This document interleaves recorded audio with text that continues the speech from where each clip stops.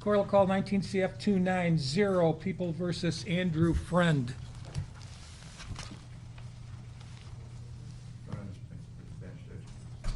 Do it at the bench. Mr. Fruend is present with his attorney, Mr. Sugden. For the state, his state's attorney, Mr. Canale. Mr. Sugden. Negotiated disposition within its extent. I can talk about the sum and substance of the terms. That's fine. I'll have the state's attorney talk about sum and substance. Thank you, Judge. Judge, at this time I'm tendering to your security officer the paperwork with respect to this negotiated plea, as well as the state is seeking leave to file and superseding information in this case.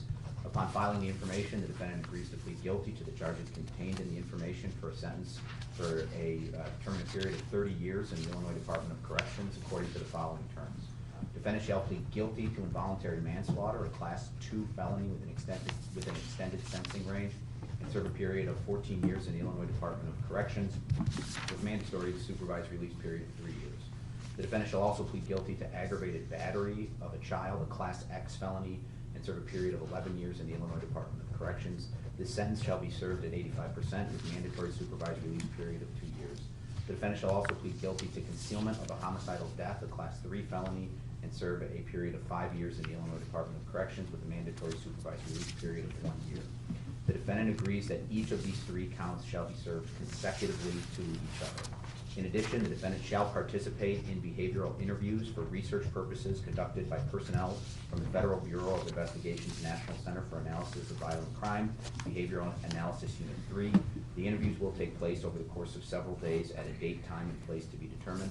The defendant shall also cooperate in the investigation into DCFS surrounding incident related to minor child A.J. Fruend, including but not limited to providing truthful interviews and truthful testimony at any trial or hearing. The defendant shall be considered a violent offender against youth and shall be required to register in accordance with the Child Murder and Violent Offender Against Youth Registration Act, and the defendant waives any and all pretrial motions as well as the right to confront any witnesses against him in this case. And receives credit for time served. And the defendant receives credit for time served, and Judge, that's the sum and substance of the negotiated plea in this matter. All right. You're Mr. Andrew Fruend? Yes, Your Honor. Mr. Fruend, you're represented by your attorney, Mr. Sugden. Is that correct? That's correct. First of all, the state has filed a new information containing 3 counts. I'd ask Mr. Sugden if there is any objection to the state filing the information. No, Judge, we waived our right to an indictment. Mr. Fruend, your attorney's given me a document called Waiver of Preliminary Hearing or Indictment. Is that your signature on the document? It is, Your Honor. You understand that if the state files a new information in your case, you are entitled to a preliminary hearing or an indictment, and that by executing this waiver, you're giving up those rights. Is that what you want to do? Yes, Your Honor. The court will accept the new information. Now, Mr. Fruend, you are charged with the 3-count information. First is aggravated battery of a child. Normally a Class X felony. You could be sent to the penitentiary 6 to 30 years, 30, 60 years extended term, $25,000 fine, 3-year mandatory supervised release. You're also advised that the court may impose consecutive sentences, that you would be required to register under the Violent Offender Against Youth Act, and the sentence may be served at, was that 75 or 85%? 85, Judge. 85% under the Class X felony. You're also here on a charge of involuntary manslaughter, a Class 2 felony, normally 3 to 7 years, 7 to 14 years extended term, $25,000 fine, 2-year mandatory supervised release. You're also advised that the court may impose consecutive sentences.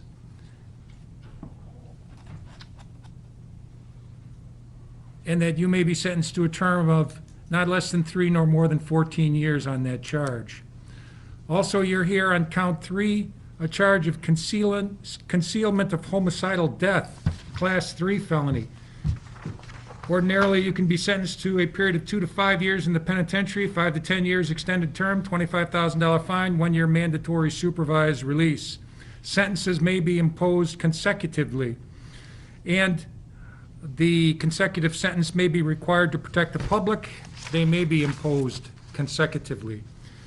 Any other sentence enhancements that you're aware of, state? Thank you, Judge. No.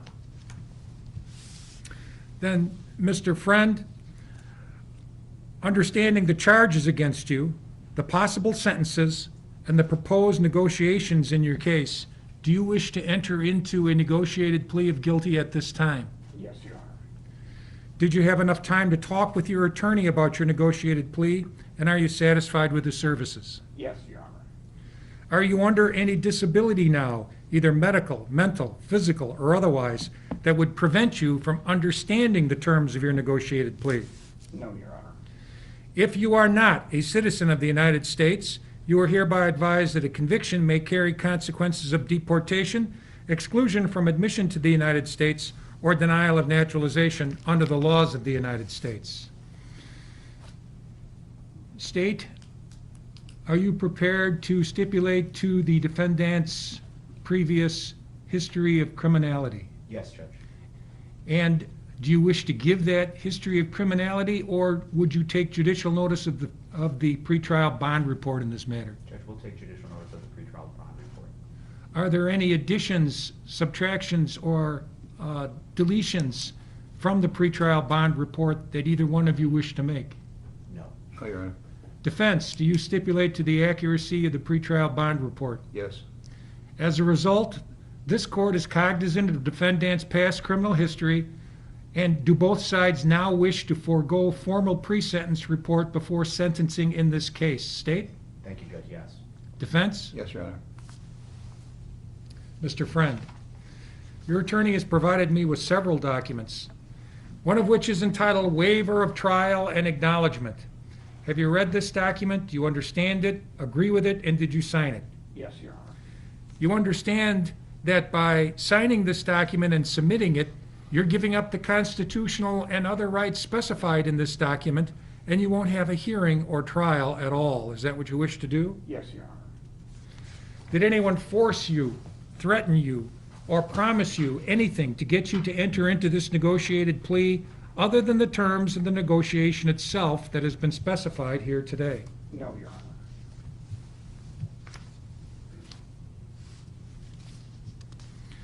How do you plead to the offense of aggravated battery to a child on or about March 4th, 2019 in McHenry County, Illinois? Guilty or not guilty? Guilty. How do you plead to the offense of involuntary manslaughter to a child on or about April 14th to April 15th, 2019 in McHenry County, Illinois? Guilty or not guilty? Guilty. How do you plead to the offense of concealment of a homicidal death on or about April 15th, between April 15th and April 24th, 2019 in McHenry County, Illinois? Guilty or not guilty? Guilty. At this time, the state may give us a factual basis concerning the defendant's plea. Thank you, Judge. As part of the paperwork, I handed you up a written 15-page factual basis that I would ask to be spread of the record. That will be spread of the record. Would you read that into the record at this time? I can, Your Honor, yes. Go ahead. Now from the people of the state of Illinois, by and through Patrick D. Canale, State's Attorney for McHenry County, and present the following recital to the court of the evidence that the state would present at trial with respect to count 1, aggravated battery of a child, count 2, involuntary manslaughter, and count 3, concealment of a homicidal death. Of the information filed on September 18th, 2020 that supports the elements of the offense to which the defendant is pleading guilty. On April 18th, 2019, at approximately 8 a.m., Crystal Lake Police Department responded to 94 Dole Avenue in Crystal Lake after receiving a call from defendant Andrew Friend that his son, Andrew Thomas Friend Jr., hereinafter referred to as AJ, born October 14th, 2013, was missing. During the course of the investigation, police learned that AJ lived at 94 Dole Avenue in Crystal Lake, McHenry County, Illinois, with defendant Friend, defendant Cunningham, AJ's biological mother, and PF, AJ's biological brother, born December 30th, 2014. Upon arrival at the home, police observed the interior of the house to be in significant disorder, with clutter leaving very little floor space. In the basement, police had to move garbage bags in order to clear a path on which to walk. Upon moving the garbage bags, police observed cockroaches scattered. Outside of AJ's room, police observed a sliding chain lock capable of securing AJ from the outside. Inside AJ's room, police observed mouse droppings. Police further observed that the windows in AJ's room were secured shut with screws. Defendant Friend participated in 2 substantive interviews on April 18, 2019, wherein he denied any knowledge of AJ's whereabouts and involvement in AJ's disappearance. During the second substantive interview on April 18, 2019, Defendant Friend described AJ as stubborn and headstrong. He stated further that AJ believed that he was the leader if we suggested that he needs to stop watching the movie and put away the toys. If that's not what he wants to do, he may not do it. In his mind, he's the leader and he doesn't have to listen. Defendant Friend stated further that AJ was subject to spankings and timeouts as a form of discipline. During the second substantive interview on April 18, 2019, Defendant Friend and police engaged in the following exchanges. Police, sure. What would his behavior be to constitute that kind of a response? Defendant Friend, well, it would have to be pretty dramatic. Lying. I mean, lying in our house is like 0 tolerance, you know. And that cannot happen, and that's not just one lie. It would have to be a multiplicity of lies or the same lie being told about the same incident. You know, and let's say his refusal to understand that we already know the answer. You know, we don't ask questions because we don't know the answer. Police, so you give him a couple chances. Defendant Friend, oh yeah, always, always. And I think this is what you're driving at, is after the second time, the third time, and it's still no, I didn't do it, or at that point, then the answer changes to something else on top of that. That's, you know, where the line issues become really out of control. The situation as parents, we can just say, oh, well, it's okay. Police, right. Defendant Friend, you told a lie. Police, we can't accept that kind of behavior. Defendant Friend, no, you cannot. Police. So what happens? It goes back to discussion about severity, and I'm sure there's a whole panoply of other factors that come into play, and I mean, I suspect that it could be endless, but, you know, if the lying is just so egregious and so, you know, over the top, I'm trying to think of perhaps combined with disobedience, maybe something other than, you know, some other things that, you know, has been prescribed not to do. He might be put in his room for many hours because we've learned in the past that, you know, these theoretical 2-minute timeouts, they have no effect on him, none whatsoever. Police, I mean, so the police indicate, I mean, you're human. Defendant Friend, right, no. Police, level of patience, right? Defendant Friend, right. Have I spanked him hard because I was really upset with him? Yes, I have. Police, when was the last time that you had to use an extended timeout? Defendant Friend, maybe a couple weeks ago, I don't know. Last weekend, I mean, extended timeouts, they're different. I mean, sometimes if the behavior is really egregious, it might be an afternoon. Police, it's just an odd dynamic with all these different leadership roles going on in the House, and we'll get back to the timeout stuff. Defendant Friend, yeah, well, we will, and that's fine, and I'm glad you asked the question because it's really actually a very good question. And the simple answer is AJ has at times been the destructive force in the House. I mean, if he's going to be between PF or AJ, it's going to be AJ that's the destructive force. As a consequence, Joanne and I tend to give PF a little bit more leeway. Police, I mean, has he ever thrown a fit when he's been in the room? Defendant Friend, no, he understands very clearly why he's there and why he gets lagged. There's no question that AJ understands. During the April 18, 2019 interview, Defendant Friend indicated that Defendant Cunningham was primarily responsible for caring for PF and AJ. Defendant Friend indicated further that he works as in-house counsel for a group of companies located in Riverside, Illinois that do mortgage, lending, and residential construction, among other things. Defendant indicated that he wakes up at 4:30 a.m., takes a 6:12 a.m. train to Crystal Lake to Ogilvie Transportation Center in Chicago. From Ogilvie, Defendant Friend walks to Union Station and takes a subsequent train to Riverside. Defendant Friend indicated that he generally returned home from work at around 9:15 p.m. Defendant Friend indicated further that at this time both AF and PF were generally still up, and he would assist with putting them to bed, brushing teeth, washing hands, you know, saying the prayers, stuff like that. During Defendant Cunningham's interview on April 18, 2019, she denied having any knowledge of AJ's whereabouts. She stated that she and Defendant Friend had been to AJ's bed the night before. When she woke him up the next morning, AJ was missing. During the course of the investigation, the FBI and the Crystal Lake Police were able to extract cell phone data from the Defendant Friend's iPhone. Pursuant to a search warrant, the iPhone data revealed that approximately 3 a.m. on April 15, 2019, a Google search was done for child CPR. During a subsequent interview on April 24, 2019, Defendant Friend revealed AJ's ultimate fate. During the second part of the interview, Defendant Friend indicated that AJ had died at some point on the evening of April 14, 2019, after Defendant Cunningham had engaged in some hitting and AJ had been placed in a cold shower. In explaining how AJ ended up in a cold shower and what happened, the Defendant Friend stated, Judge, at this point, it goes on for about a page with respect to the defendant's, with respect to a transcript of the defendant's interview. I would just ask that the factual basis reflect that, so I don't have to read it out. I understand that. I want the defendant, I think it's a critical stage in the proceeding, that he know what the factual basis is. So I know it's a lengthy factual basis, and I appreciate the state's attorney giving that factual basis. And I know it's a lot of reading, Okay, but I'll get to it. I do believe that the defendant has a right to understand what the factual basis is, and therefore I'd ask you to put it into record that way. You got it. Friend, it wasn't intentional. There were in the past, Joanne would hit him, and oftentimes I had interceded to stop that from happening, and I tried to convince Joanne that that's not the way to go. And now he's 5, so she had to come up with the idea of putting him in like a cold shower as punishment. Friend, and I suspect that I can rationalize in a lot of different ways. Donahue, do you want to stop this and get your head together or your thoughts or whatever? Friend, no, that's okay, that's okay. You know, part of it was that sometimes when Joanne would get angry and there wasn't a whole lot that I could do to stop things, and a lot of times when I would try to, it just made it worse. Police, was he told that he couldn't come out of the shower? Friend, yes. Police, okay. Friend, yeah, it was his punishment. Police, okay. Friend, and you know, I acceded to it because the alternative was more physical beatings. Police, right. It's understandable. Friend, okay, but again, that doesn't justify, I mean, what I should have done is something entirely different. Police, we understand. Friend, okay, I didn't, and that is my responsibility. Friend, yeah, so she found this, you know, like a couple pair of underwear under the closet door, and she asked him about it. Well, you know, why it was there, and he wouldn't tell her, and then I think if I recall correctly, so that's when he started going in the shower. Police, what is saying when he's going in the shower, being sprayed? What's he saying? Defendant Friend, he's saying, I'll tell you the truth. Okay, tell us, and then he wouldn't. Police, so more spraying? Defendant Friend, well, you know, more staying in the shower. Police, and then he call, and then I'll tell you the truth again. Defendant Friend, yeah.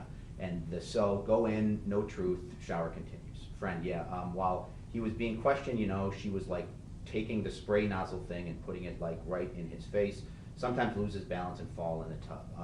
I don't know, remember it being as bad as other nights where it was just pure, you know, physical punishment hitting. Defendant indicated that he intervened between Defendant Cunningham and AJ and took AJ out of the shower. Defendant Friend indicated further that after taking AJ out of the shower, he put him to bed.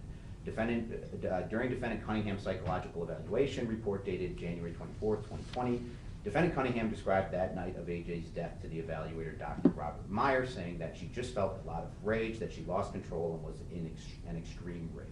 When asked where Defendant Friend was that night, Defendant Cunningham advised, I don't know where Drew was that night. Defendant Friend indicated that he was woken up by Defendant Cunningham at 3 a.m. on April 15, 2019, and was told by Defendant Cunningham that AJ was not breathing.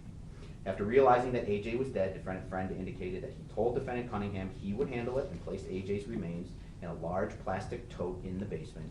Specifically, Defendant Friend stated. Defendant Friend. So I attempted to resuscitate him Monday night, and I know we dressed him and, you know, tried to get him warm, but I don't obviously that didn't work. Defendant Friend. So anyway, I carried him downstairs and we left him downstairs until Wednesday night, April 17, 2019. Police, where downstairs? Friend, there's like a big, like plastic tub, like I don't know what's in it. Christmas decorations or so, I don't remember what was in it. Just placed down on there. The boys weren't allowed down there, so you know there wasn't a risk that PF. Defendant Friend, all right.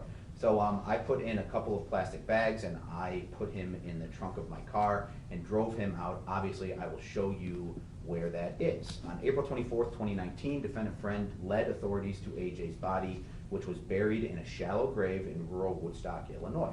A subsequent autopsy performed by Mark Wittick, forensic pathologist, revealed multiple blunt force injuries to the head, torso, and extremities, including A, severe swelling of head, soft tissues with multiple bruises and abrasions. B, severe swelling of the brain. C, multiple abrasions and contusions of torso and all 4 extremities. D, bilateral inhaled blood in the lungs. Pattern injuries, of small circular abrasions on the central forehead. These circular abrasions match the pattern of the detachable shower head spray face. If called to testify, Dr. Wittick would testify that AJ died of craniocerebral trauma head injuries due to multiple blunt force injuries to the head. If called to testify, Dr. Wittick would testify further that AJ's injuries were consistent with child abuse and not consistent with hypothermia or fall. At trial, the state would also present evidence that in the years and months prior to his death, AJ had previously been the victim of a number of prior incidents of child abuse, torment, and callous neglect at the hands of Defendant Cunningham. The following is a list of witnesses the state would call and a summary of their expected testimony. Janelle Venette. Janelle Venette lives at 105 Dole Avenue in Crystal Lake, Illinois. On October 31st, 2017, Defendant Cunningham arrived with AJ at her house to trick or treat. Venette observed that AJ had a substantial amount of medical tape wrapped over his head and torso. Venette observed further that AJ's face was covered in Vaseline and that clumps of his hair were missing. Venette inquired as to whether AJ was a mummy for Halloween. Defendant Cunningham indicated that he was not dressed as a mummy, rather those bandages were applied after AJ accidentally spilled boiling water all over himself. On a snowy winter night at around 10:30 p.m. in 2017 or 2018, Venette was walking her dog in front of defendant Cunningham and defendant Friend's home. She observed PF to be in a running car in the driveway with the doors open and only wearing a diaper. She heard PF yelling, "Daddy, I'm cold." She heard defendant Cunningham and defendant Friend arguing inside the home. She then observed AJ after he jumped out from behind a pile of black plastic bags and yelled, "Boo." Venette inquired of AJ what they were doing outside so late. He said they were going to a hotel if Mom and Dad don't kill each other. Defendant Cunningham then came out of the house and confronted Venette. She told Venette, "You better not fucking call the cops on us." When Venette tried to engage defendant Cunningham responded, "Leave me the fuck alone." James Rossell.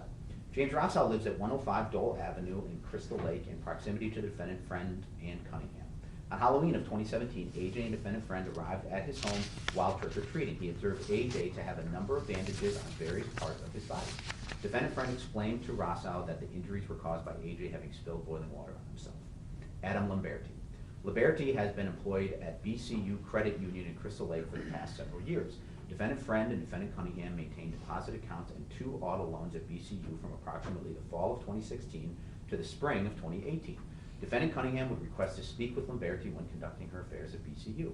On 3 occasions in the spring of 2018, Lamberti noticed significant bruising on AJ, who accompanied his mother on her visits to BCU. On the first occasion, Lamberti noticed that AJ had an extremely dark black eye and bruises on his neck and arms. Upon Lamberti inquiring as to the cause of these injuries, Cunningham stated that AJ had accidentally, quote, fallen down the stairs, end quote. On the second occasion, approximately 3 weeks after the first, Lamberti observed that AJ had a cut and black and blue bruises on his arm and face. Cunningham explained to Lamberti that AJ had entered their basement and hit himself with power tools. On the third occasion, Lamberti observed AJ to have bruising to his face. Cunningham did not offer an explanation as to the cause of these injuries. Scott Barfus. Scott Barfus is employed as a lawyer at Father and Son Home Improvement in Riverside. Prior to defendant Friend's arrest, he also worked at Father and Son's Home Improvement. Barfus and Friend had worked together for approximately 3 years and were the only 2 lawyers employed by the company. At the end of March or early April 2019, defendant Friend had brought AJ to work. Barfus observed AJ had significant bruising and cuts on his forehead and the side of his face. After inquiring as to the cause of these injuries, defendant Friend replied that AJ fell down the stairs. David Lewis and or other staff at Gottlieb Memorial Hospital. March 18, 2018, David Lewis was working as a social worker at Gottlieb Memorial Hospital in Melrose Park. On that date, defendant Cunningham was transported to the ER after being found asleep in her car with fresh track marks up and down her arm. Defendant Friend and AJ subsequently arrived at the hospital. Defendant Lewis observed bruising to AJ's face and forehead. Jessica Crabtree. Jessica Crabtree had been friends with defendant Cunningham for the past 5 years. In 2019, Crabtree observed AJ to have injuries to his face on 2 occasions. On the first occasion, defendant Cunningham claimed that AJ was burned by a pot of water. On the second occasion, defendant Cunningham stated that AJ had fallen down the stairs while sleepwalking. Officer Kimberly Shipaw and Dr. Joellen Channon, medical doctor. On December 18, 2018, defendant Cunningham called the police to report that her Suboxone medications had been stolen by her paramour, Daniel Nowicki. Upon arrival at the 94 Dole residence, police observed the house to be, quote, disgusting, end quote. The ceiling was falling down, the floor was torn up, the children's bedroom smelled like feces, and there was dog urine on the floor.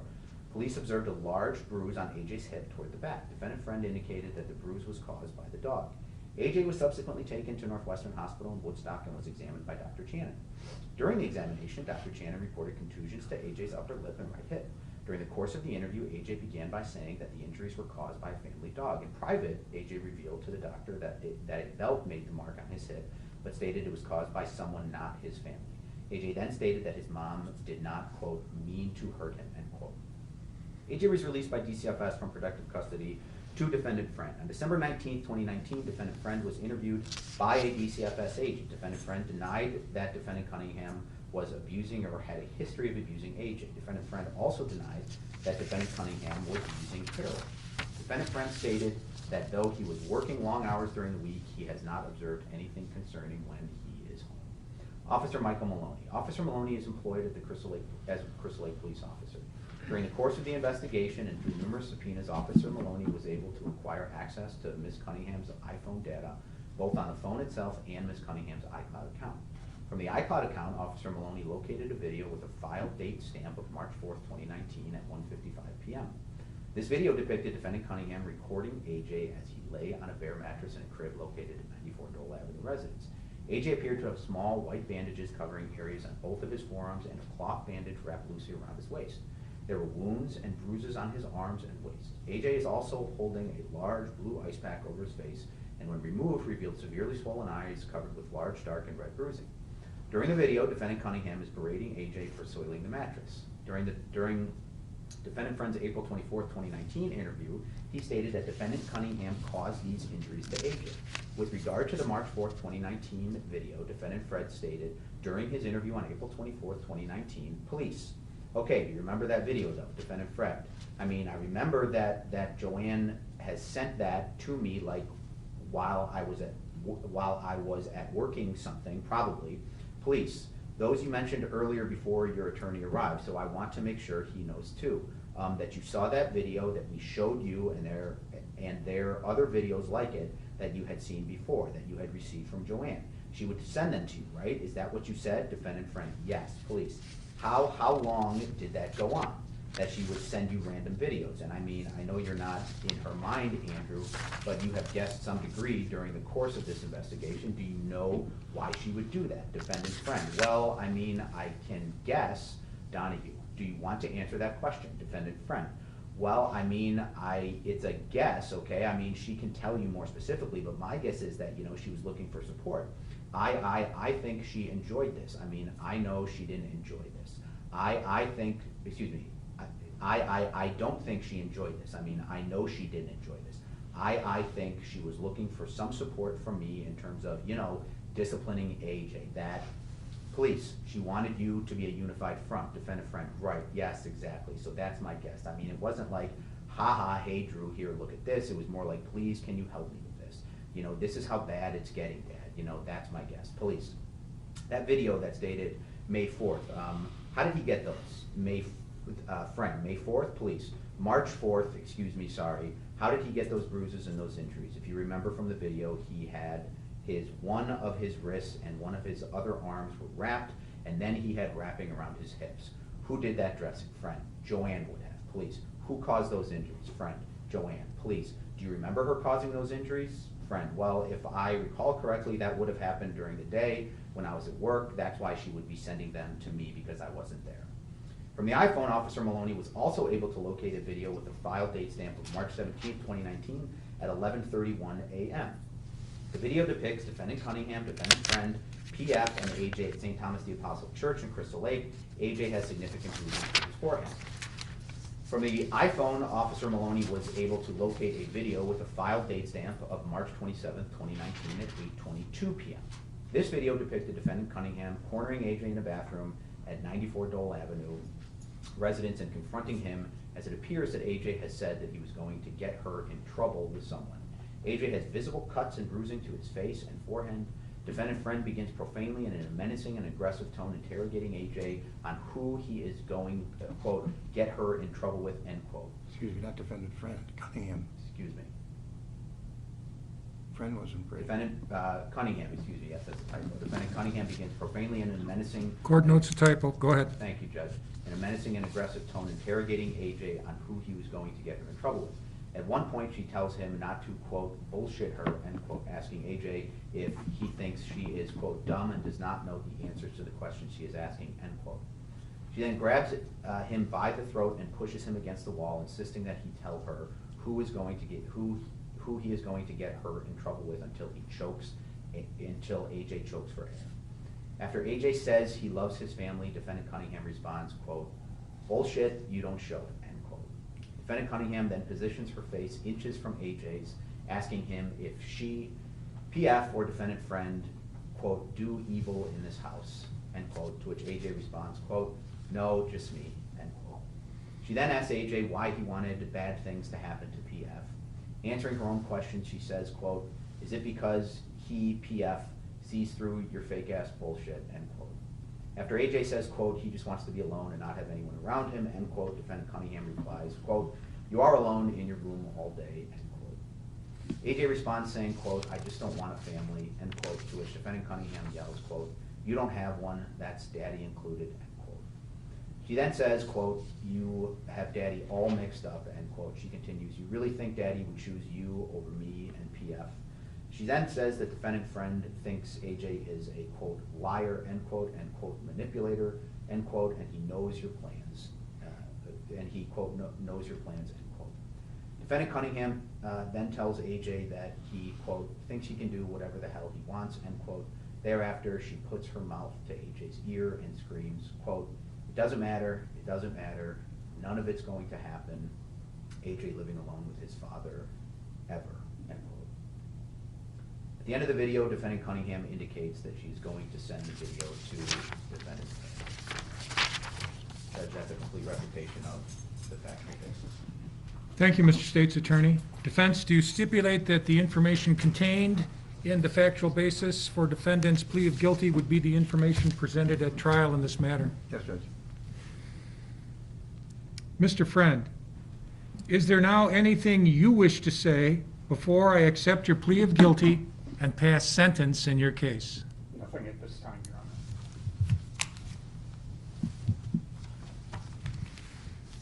This court has considered all relevant sentencing factors and options, and the court will accept the terms of the negotiation presented to the court from the parties.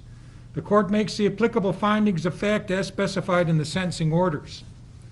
The court will sentence the defendant first on the charge of aggravated battery to a child. The court will sentence the defendant to a period of 11 years, 0 months in the Illinois Department of Corrections, with a period of 3 years mandatory supervised release. I believe that aggravated battery to a child will be served at 85% under the Truth in Sentencing Act. In regard to count 2, involuntary manslaughter, the court will sentence the defendant to 14 years, 0 months, with 2 years mandatory supervised release on that charge. And pursuant to Truth in Sentencing, I believe that charge will be served at a minimum of 50%. In regard to count 3, concealment of a homicidal death, the court will sentence the defendant to a period of 5 years, 0 months, 1 year mandatory supervised release. These charges will be consecutive, commencing with count 1, then count 2, then count 3. 1 year mandatory supervised release on the concealment of a homicidal death, and I believe that charge will be served at a minimum of 50%. Also, the defendant will be required to register under the Violent Offender Against Youth Registration Act. The court believes that these sentences should be consecutive for the protection of the public. The court notes that the defendant shall be considered a violent offender against youth, shall be required to register pursuant to that act, and the defendant shall cooperate in the DCFS investigation, and he agrees to be interviewed by the FBI's BAV unit as specified in the negotiated plea, sum and substance mentioned by the state. Judge, in addition, he gets credit for time served from date of arrest. He's been in custody ever since. I haven't forgotten that, Mr. Sugden. And he will be given credit for the time in custody from, I believe, 4/26/2019 until the date he is received by the Illinois Department of Corrections. Do we have Mr. Friend's financials up? Mr. Friend, on the screen in front of you, you will see your financial obligations in regards to this case. You will also be given a hard copy of those financial obligations.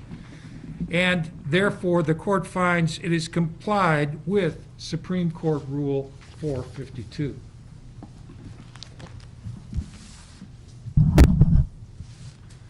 Mr. Friend, you have a right to appeal. Prior to taking an appeal, you must file in the trial court within 30 days of the date of which the sentence is imposed a written motion asking to have the judgment vacated and for leave to withdraw your plea of guilty, setting forth the grounds for your motion. If your motion is allowed, Your plea of guilty sentence and judgment may be vacated, and a trial date would be set on the charges to which your plea of guilty was made. Upon the request of the state, any charges that may have been dismissed as part of a plea agreement may be reinstated and set for trial. If your motion is denied, you have 30 days from the denial of the motion to file a written notice of appeal with the clerk of the court, or to request that this court direct the clerk to prepare and file with the trial court a written notice of appeal. If you are indigent, a copy of the transcript of these proceedings at the time of your plea of guilty and sentence will be provided without cost to you, and counsel will be appointed to assist you in the preparation of any motion or appeal. In any appeal taken from a judgment on your plea of guilty, any issue or claim of error not raised in a motion to vacate the judgment and withdraw your plea of guilty shall be deemed waived by the appellate court. Do you understand your rights to appeal? I do. You are remanded to the Illinois Department of Corrections, first to the McHenry County Sheriff's Department for transport to the Illinois Department of Corrections. This concludes the case. Thank you. Thank you, Counsel.